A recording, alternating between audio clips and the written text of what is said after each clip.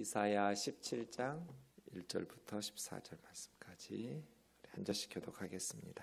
다메섹에 관한 경고라. 보라, 다메섹이 장차 성읍을 이루지 못하고 무너진 무더기가 될 것이라.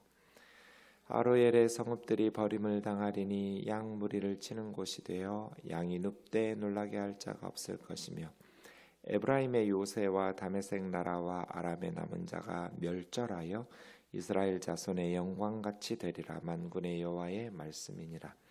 그날에 야곱의 영광이 쇠하고 그의 살진 몸이 파리하리니, 마치 추수하는 자가 곡식을 거두어 가지고 그의 손으로 이삭을 벤 것 같고 르바임 골짜기에서 이삭을 주운 것 같으리라. 그러나 그 안에 주울 것이 남으리니, 감람나무를 흔들 때 가장 높은 가지 꼭대기에 과일 2-3개가 남음 같겠고, 무성한 나무의 가장 먼 가지에 4-5개가 남음 같으리라. 이스라엘의 하나님 여호와의 말씀이니라. 그날에 사람이 자기를 지으신 이를 바라보겠으며, 그의 눈이 이스라엘의 거룩하신 이를 뵙겠고, 자기 손으로 만든 제단을 바라보지 아니하며 자기 손가락으로 지은 아세라나 태양상을 보지 아니할 것이며, 그날에 그 견고한 성읍들이 옛적에 이스라엘 자손 앞에서 버림받은 수풀 속의 처소와 작은 산 꼭대기의 처소 같아서 황폐하리니, 이는 내가 내 구원의 하나님을 잊어버리며 내 능력의 반석을 마음에 두지 아니한 까닭이라. 그러므로 내가 기뻐하는 나무를 심으며 이방의 나뭇가지도 이종하는도다. 내가 심는 날에 울타리를 두르고 아침에 내 씨가 잘 발육하도록 하였으나, 근심과 심한 슬픔의 날에 농작물이 없어지리라. 슬프다 많은 민족이 소동하였으되 바다 파도가 치는 소리같이 그들이 소동하였고, 열방이 충돌하였으되 큰 물이 몰려옴같이 그들도 충돌하였도다. 열방이 충돌하기를 많은 물이 몰려옴과 같이 하나, 주께서 그들을 꾸짖으시리니 그들이 멀리 도망함이 산에서 겨가 바람 앞에 흩어짐 같겠고, 폭풍함에 떠도는 티끌 같을 것이라. 보라, 저녁에 두려움을 당하고 아침이 오기 전에 그들이 없어졌나니, 이는 우리를 노력한 자들의 몫이요 우리를 강탈한 자들의 보응이니라. 아멘. 이제 다메섹에 대한 경고가 있습니다. 다마스커스는 아람의 수도입니다. 그러니까 다메섹에 대한 말씀이지만 사실은 다메섹이라는 도시뿐 아니라 아람이라는 나라 전체에 대한, 하나님께서 서울에 대한 경고의 말씀을 주시면 서울 사람들만 들을 게 아니라 대한민국 전체 사람들이 들어야 함과 같습니다. 아람 하면 지금 시리아라고 생각하시면 됩니다. 시리아인데요. 여러분, 우리가 앞에 7장에서부터 아람 왕 르신과 이스라엘 왕 베가가 연합국을 전선해서 남유다를 침공한 적이 있었죠. 히스기야의 아버지 아하스 왕 때. 그때 아람입니다. 되게 큰 나라죠. 아람이라는 나라는 굉장히 이스라엘과 유다 입장에서 보면 대국이에요. 옛날 조선으로 하면 중국 정도 있는 이웃한 나라이지만 굉장히 큰 강대국 중에 하나입니다. 대개 이제 그 시대에는 애굽, 이집트하고 아람 더 북쪽에 있는 메소포타미아 문명, 지금 이라크 쪽이 큰 나라였는데요. 두 나라가 이집트나 메소포타미아 사람들이 서로 무역하거나 교류할 때 아람을 지나가야 돼요. 그래서 정치, 경제적으로 굉장히 영향력을 행사했던 그러한 도시가 다마스커스입니다. 그런데 다메섹이 장차 성읍을 이루지 못하고 더 이상 나라를 이루지 못하고 무너진 무더기가 될 것이다. 그러니까 도시와 국가를 형성하지 못할 만큼 폐허가 되는, 철저하게 파괴될 것을 이야기하고 있습니다. 실제로 이 말씀은 주전 732년에 아수르 왕 살마네세를 통해서 성취되죠. 그대로 열왕기하 16장 9절에 보면, 아수르 왕이 그 청을 듣고 곧 올라와서 다메섹을 쳐서 점령하여 그 백성을 사로잡아 기르로 옮기고 또 르신을 죽였더라. 아람 왕이 르신이잖아요. 아람 왕을 아수르 왕이 죽였다 하면서 다메섹을 쳐서 점령하고 폐하가 된 것이죠. 아로엘의 성읍들이 버림을 당하리니 아람 지역의 도시인데 정확히 어딘지 지금은 추측만 가능합니다. 아로엘의 성읍들이 버림당하고 약물이 치는 곳이 된다.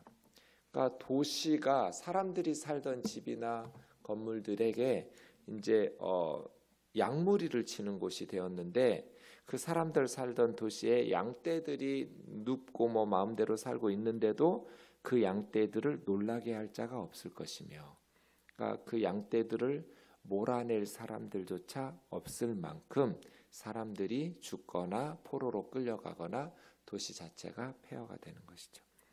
에브라임은 북이스라엘의 10지파 중에 가장 대표적인 지파가 에브라임 지파예요. 그래서 에브라임 하면 북이스라엘 이렇게 생각하시면 돼요.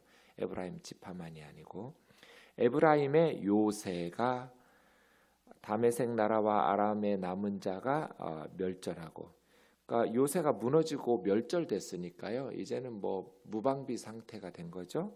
그러니까 북이스라엘도 또 북이스라엘과 동맹을 맺었던 아람, 다메섹 나라와 아람의 남은 자가 다 멸절하여 이스라엘의 영광같이 되었다. 다 멸절했는데 이스라엘의 영광은 또 무엇인가? 그 다음에 4절 보니까 야곱의 영광이 쇠하고 이렇게 봐서 이스라엘의 영광과 같이 되었다라는 것은 이스라엘의 영광이 사라진 것처럼, 그런 뜻이겠죠. 문맥상 이스라엘의 영광이 사라진 것처럼 다메섹과 시리아의 남은 백성들도 그렇게 다 한때는 엄청나게 영광스러워. 북이스라엘의 영광하면 여로보암 2세 시대예요. 솔로몬의 신하로 북이스라엘을 시작했던 여로보암을 1세라고 하고요. 한참 후대에 여로보암 2세 왕이 있었는데 그때 북이스라엘은 가장 번성했어요. 그런 어떤 여로보암 2세 때 정치적 40년 통치하거든요. 여로보암 2세가 굉장히 안정되었고 경제적으로도 굉장히 부흥했었고요. 여로보암 2세 때는 북이스라엘이 아주 영광스러웠죠. 마치 유다의 솔로몬이나 다윗왕 시대처럼 비견할 만해요. 그만큼은 아니지만, 그런데 지금은 다 사라져버렸죠. 이스라엘 자손의 영광과 같이 다 사라져버려서 다메섹, 아람 다 멸절할 것이다. 만군의 여호와의 말씀하면 누구도 막을 수 없는 것을 강조하는 말씀이에요. 천만 대군을 호령하시며 이끄시는 하나님의 말씀이다 하면 누구도 꺾을 수 없는, 누구도 막을 수 없는 그날은 어떤 날이겠어요? 아람의 또 이스라엘의 멸망의 날이겠죠. 철저히 멸절하고 파괴되었던 그날에 야곱의 영광이 쇠하고 그의 살찐 몸이 파리하였으니, 그렇게 건장하던 그러한 몸이 가죽만 남은 거죠. 아주 삐싹 말라가지고 사실 북한이 남한보다 훨씬 잘 살았어요. 시작할 때는 북쪽이 훨씬 남쪽보다 잘 살고 있었는데 지금은 그렇게 잘 살고 있던 북한 사람들이 파리해졌죠. 가죽만 남았죠. 영적으로는 어쩐지 모르겠어요. 영적으로도 사실은 서북 지역, 평양, 원산 대부흥 운동이 일어나면서 북쪽이 훨씬 뜨거웠어요. 부흥했고요. 남쪽은 그에 비해서 미미했죠. 그런데 하나님을 제거하고 김일성이 하나님의 자리에 앉으면서 그렇게 무신론과 유물사관에 빠져서 공산주의 혁명이 일어나니까, 물론 뭐 지하교회 성도들이 북한에 많이 있어서 꼭 그렇게 말할 수는, 눈에 보이는 대로 말할 수는 없지만 어쨌든 영적으로나 육적으로나 영광스러웠던, 더 살찌고 풍성했던 그곳이 지금 가죽만 남아있는 것처럼 야곱의 영광이 그러하다는 거죠. 마치 추수하는 자가 곡식을 거두어 가지고 그 손으로 이삭을 벤 것 같고, 르바임 골짜기에, 르바임은 예루살렘 남쪽에 있는 평야지대예요. 우리나라의 뭐 호남 평야나 김포 평야나 이런 식처럼 아주 곡창지대죠. 거기에서 이삭을 주운 것 같더라. 그러니까 추수를 다 끝낸 벌판, 추수 후에 남은 들판처럼 이삭까지도 다 거둬버린 그러한 들판처럼 이제 폐허가 되는, 먹을 것이 없는 거죠. 그러나 그 안에 주울 것이 남으리니, 그러면 하나도 남아있지 않고 다 멸절되고 다 사라지는가? 아니, 아주 극소수 남아있는, 이게 이제 이스라엘의 희망인 거죠. 아람의 희망이죠. 감람나무, 올리브나무예요. 감람나무 흔들 때 가장 높은 가지 꼭대기에 과일 2-3개 남은 정도, 요 정도 극소수의 경건한 사람들이 구원을 받고 살아남을 것이다. 무성한 가지, 가장 먼 가지에 4-5개의 과일이 남은 것 같은 그 정도 극소수의 남은 사람들, 그들을 이스라엘 하나님 여호와의 말씀이니라 하면서 하나님의 이름으로 보장해 주실 것. 그러니까 들판에 가을거지 끝났고 이삭까지 다 주었고 다 폐허, 남은 게 없어. 그럼 진짜 한 사람도 남지 않고 나라가 완전히 끝나는가? 이스라엘도 아람도? 아니, 올리브 나무가 다 이제 흔들어서 따거든요. 올리브 나무 흔들 때, 이 말은 딸 때 맨 꼭대기에 2-3개 남은 것처럼 그 정도 살아남을 거다는 거죠. 그날도 4절, 7절, 9절이 그날인데요. 심판을 받은 날, 심판을 받은 후겠죠. 이제 이스라엘과 아람이 심판을 받은 후에, 왜 자꾸 이렇게 이스라엘과 아람이 같이 나오냐면 연합국을 형성해서 유다 쳤기 때문이에요. 동맹국이기 때문에. 사람이 자기를 지으신 이를 바라보겠으며, 이게 정말 완전히 폐허가 되고 망한 후에 비로소 자기를 지으신 창조주 하나님을 바라본다는 거예요. 그 눈이 이스라엘의 거룩하신 이를 뵙겠고, 드디어 심판받은 후에 이스라엘이 정신 차리고 이스라엘의 거룩하신 하나님, 자기를 지으신 창조주 하나님을 바라본다라는 것은 이제 하나님을 소망하고 하나님을 신뢰하고 의지하고 하나님께 도움을 구하고 하나님께 기도하고 하나님께 예배하겠다는 거죠. 비로소 그때 하나님을 섬기는 거예요. 자기 손으로 만든 제단, 베델과 단에 송아지로 제단들을 만들었죠. 제단들을 바라보지 아니하며 자기 손가락으로 지은 아세라, 이게 바알과 아세라에서 바알이 남편이고 아세라가 여신, 와이프거든요. 그래서 바알의 부인인 아세라, 아세라 월신이에요. 달을 형상하는 태양상, 이제 태양이 있어야 곡식이 열매를 맺기 때문에 풍요와 다산을 위한 태양신이에요. 늘 보지 않을, 그때 우상들을 섬기지 않을 거다. 나라가 망한 후에야 비로소, 나라가 망할 때 얼마나 기도했겠어요. 아세라, 태양상, 자기들이 섬기던 베델과 단의 제단들에 가서 얼마나 열심히 기도하고 살려달라고, 우리나라 구원해달라고 부르짖었겠어요. 그런데 자기들 손으로 지은 것이 아무 도움이 되지 않는다라는 것을 완전히 폐허가 된 후에야 깨닫는 거죠. 그리고 이스라엘의 거룩하신 하나님, 자기를 지으신 하나님께로 돌아오는 것이죠. 물론 끝까지 우상 붙드는 사람들도 있었겠죠.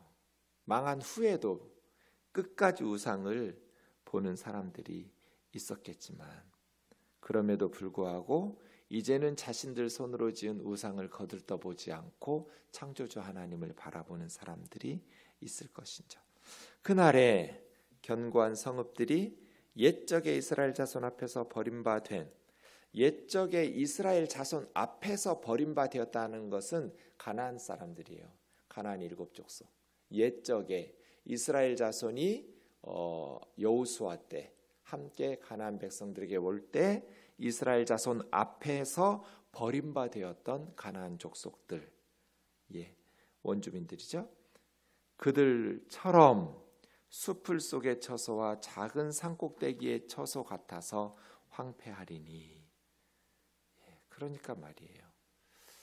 이스라엘을 지으신 하나님을 의지하고 바라봐야지. 왜 이스라엘 백성들이 봤잖아요. 우상 숭배하다가 옛적에 이스라엘 족속 앞에서 버림받은 가나안 족속들을 보았잖아요. 역사 가운데서 교훈을 얻지 못하고 왜 그 가나안 사람들처럼 우상을 숭배하다가 망하냔 말이에요. 하나님께서 우상을 숭배하다가 버림받은 가나안 사람들을 이스라엘 백성들에게 역사적으로 보여주시고 경험했는데, 그래서 이스라엘 사람들은 불평할 수가 없어요. 다 보고 경험했음에도 불구하고 똑같이 가나안 족속들과 같이 우상 숭배하면서 자기들 손으로 지은 제단에 절하고 우상에 절하고 섬기면서 하나님의 심판을 자초했으니까요. 수풀 속에 산꼭대기에 처소같이 황폐하게 되는 말이에요. 10절이 중요한 구절이에요. 이는 네가 너의 구원의 하나님을 잊어버리며 내 능력의 반석을 마음에 두지 아니한 까닭이라. 왜 이스라엘이 그렇게 폐허가 되었어요? 너희를 구원하신 너희 구원의 하나님을 잊어버리며. 여러분, 신명기의 주제가 뭐예요? 잊어버리지 말아죠.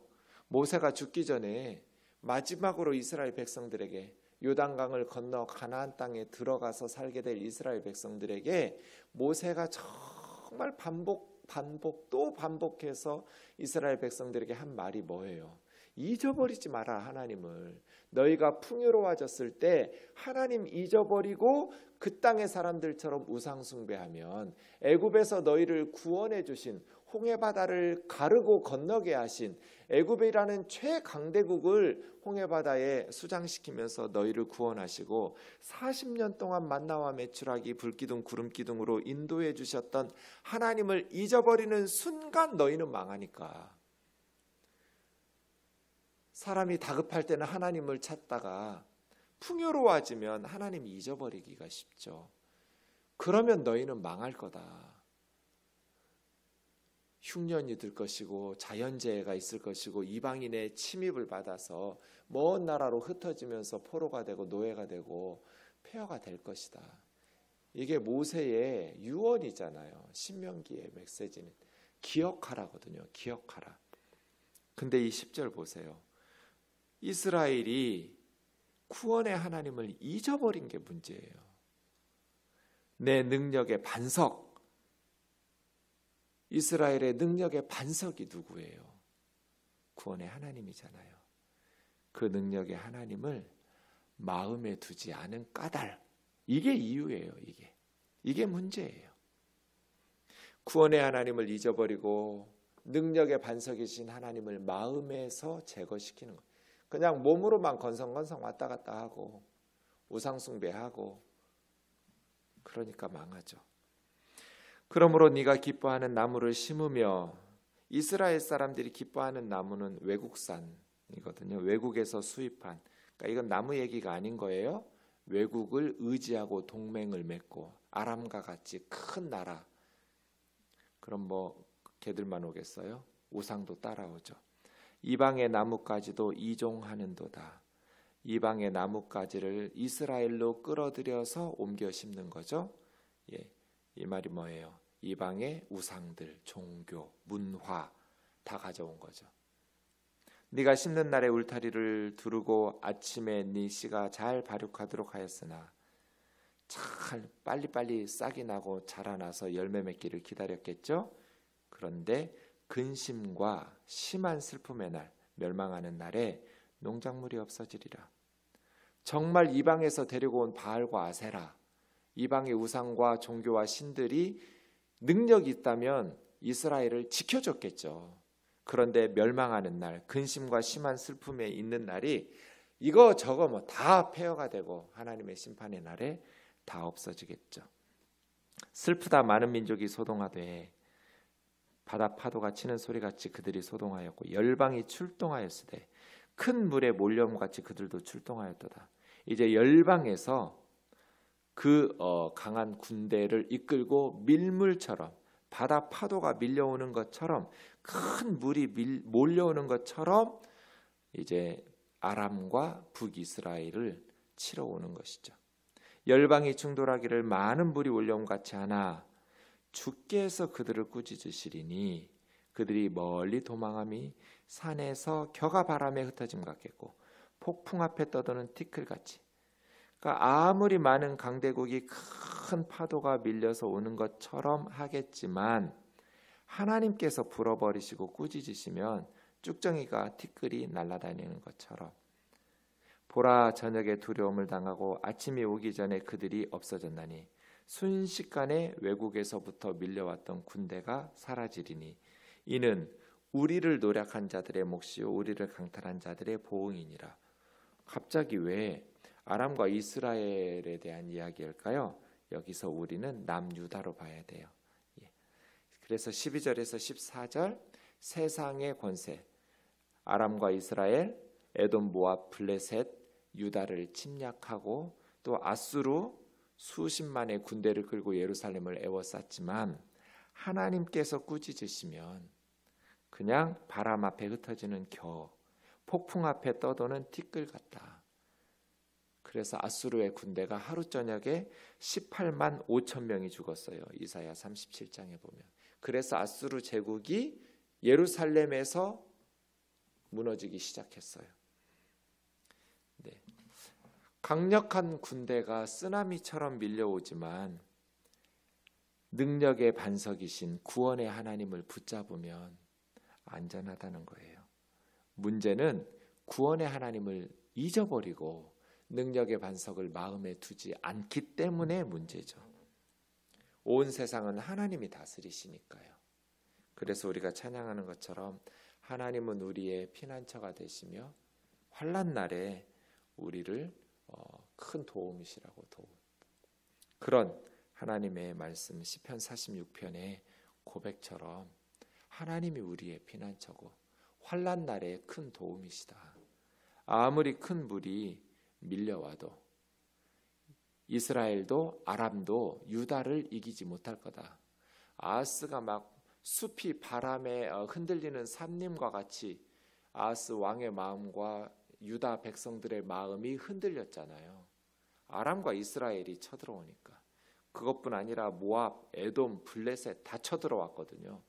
위에서, 오른쪽에서, 아래쪽에서 유다를 에워싸고 다 쳐들어오니까 유다 사람들이 두려워하고 불안해하고 큰 파도물이 밀려오는 것처럼 염려했었지만 하나님께서 꾸짖으시니 그냥 바람에 날리는 쭉정이 같았다. 이사야가 하고 싶은 이야기가 뭐예요? 구원의 하나님을 이스라엘처럼 저 북쪽처럼 잊어버리지 마라. 능력의 반석을 마음에 두어라. 저 북한처럼 하나님 제거하면 그렇게 건장하고 튼튼하고 건강했던 사람이 파리하게 말라 비틀어지고 가죽만 남게 되니까 이게 우리를 향한 경고죠. 경고. 그래서 10절 말씀 너의 구원의 하나님 잊어버리지 마라. 능력의 반석을 마음에 두어라. 기도하겠습니다.